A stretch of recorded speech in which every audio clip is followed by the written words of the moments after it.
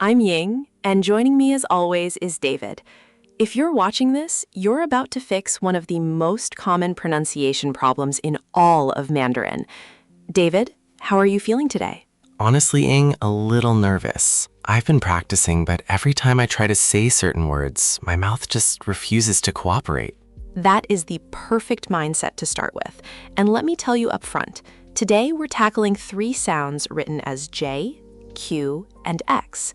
They look like English letters, but they are not pronounced like English at all. That mismatch is exactly what tricks people up. Wait, so the letters lie to me? A little bit, yes. And here's a quick promise to keep you watching.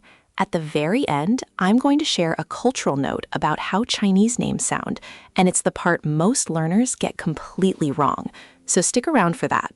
Okay, now I have to stay. Quick recap first. In our last session, we worked on the 4 tones, that rising, falling, dipping music of Mandarin. You did really well with the 3rd tone dip, remember? The one that goes down and back up? Yeah, that one finally clicked. Right. Today, we layer the consonants on top of those tones, because a perfect tone with the wrong consonant still won't be understood. If you're new here and want a steady stream of these lessons, subscribe to Langmitra. We ship 1 a week. All right, Ying, I'm ready. Where do we start? Let's start with X. Forget the English X completely. In Mandarin, X is a soft, hissing sound made by spreading your lips like a small smile and pushing air past the front of your tongue. The tongue tip sits low, behind your bottom teeth. Listen. She. The vowel E here sounds like E, so it's she, but lighter and airier than the English SH. She? Almost. You said it a touch too heavy, like the English she. Soften it. Smile a little wider. Let the air leak out. Try again, David. She. There it is. Much lighter that time. Now let's give it meaning. The word si means west, and it's a flat, high first tone. See the example on screen. She, west. Can you say it one more time so I can match it? Of course. Si, high and level, like holding one note. Now you try. She, west. Perfect pronunciation that time. The smile is doing the work for you. Here's why this matters. If you harden that into an English SH, a listener might think you mean a totally different word. The softness carries the meaning. Got it. So the smile isn't optional. It's part of the sound. Exactly the right way to think about it. Now let's add a second word, 谢谢, which means thank you. You'll use this one every single day. Oh, this one I've heard before. 谢谢. Good memory. The first 谢 takes a falling 4th tone, sharp, like you're gently scolding someone. The second 谢 is light and neutral, almost swallowed. Listen. 谢谢. You're getting better each time. Just let that second syllable fall away even softer. Don't give it equal weight. 谢谢. Thank you. That sounded natural. Now let's move to the partner sound, Q. This one shocks everyone. The Mandarin Q is not a K sound at all. It's like the ch in cheese, but again with that same wide smile and the tongue tip down low. There's a tiny puff of air with it. Listen. Chi. That's a Q making a ch sound? That feels illegal. I know, but it's consistent, I promise. Chi with a puff.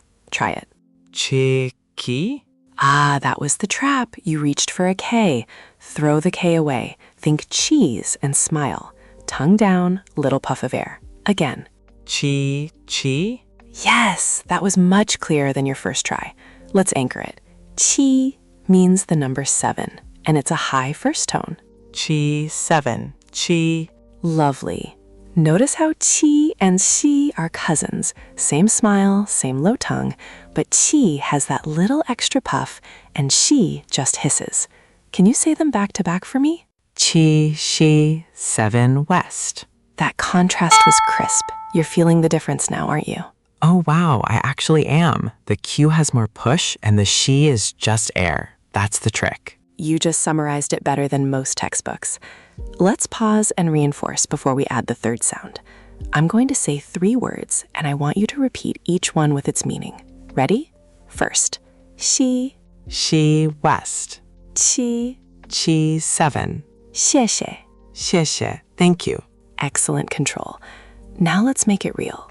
Imagine you're at a hotel front desk anywhere in the world, and the staff member helps you with your bag. What do you say? Oh, 谢谢, thank you. Yes, and let's stretch you a little. The staff points you west toward the elevator. Try saying west in there. The elevator is chi, west? Careful, you grabbed chi, which is 7. You want she for west. Easy mix-up because they rhyme. Try the whole idea again. Right. Xi, west, 谢谢. That correction was instant. I love that. See how far you've come in just a few minutes? At the start, you couldn't get the she soft, and now you're fixing yourself mid-sentence. That actually feels great, like a tiny breakthrough. That's the feeling that keeps you going. And if this is helping you, a quick thumbs up sends it to more learners. Now, our third sound, G. Let me guess, it's not the English J. You're learning how Mandarin thinks. The J is like the J in Jeep, but softer, unaspirated, meaning almost no puff of air. And yes, the same smile and low tongue. It's the quiet sibling of Q. Listen, G. G like G? Very close. Just relax the air even more. Chi pushes, G is calm. Try it gently. G. Perfect. That calmness is exactly right. Here's a useful word, G, which means how many, and it uses that dipping third tone you mastered last time. G, how many? The tone goes down and up, right? Right, G. Now you try with the dip. G, how many? You nailed both the consonant and the tone at once. That's real progress. Here's a beautiful thing. Let me give you an analogy to English.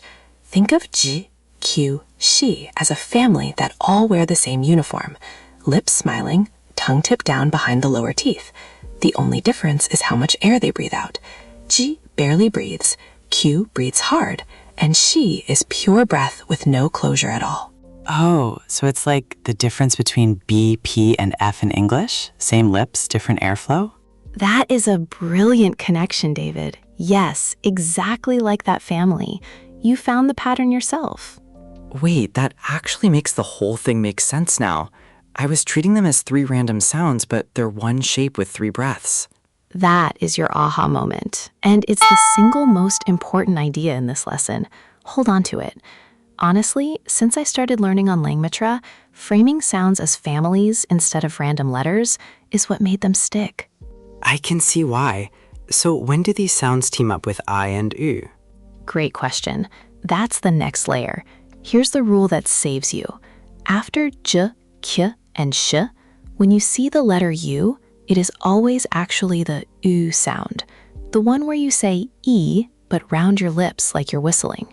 So the dots over the U just disappear after these letters? Exactly. The dots are dropped because j, k, sh can never be followed by a plain U. So ju, q, shu are really ju, q, shu. Let's try the word chu, which means to go. It's a falling fourth tone. Chu. I want to say ku. Ah, 2 traps at once. No k and no u. Smile for the k, then round your lips into u. It's chu. Try slowly. Chu. U. Chu. Yes, that lip rounding at the end is perfect. One more time with a falling tone, like a firm decision. Chu. To go. Wonderful. Now you can actually build a sentence. I go west would use words you already know. Want to attempt it? Let me think. I go west. Chu si? So close, and the sounds were clean.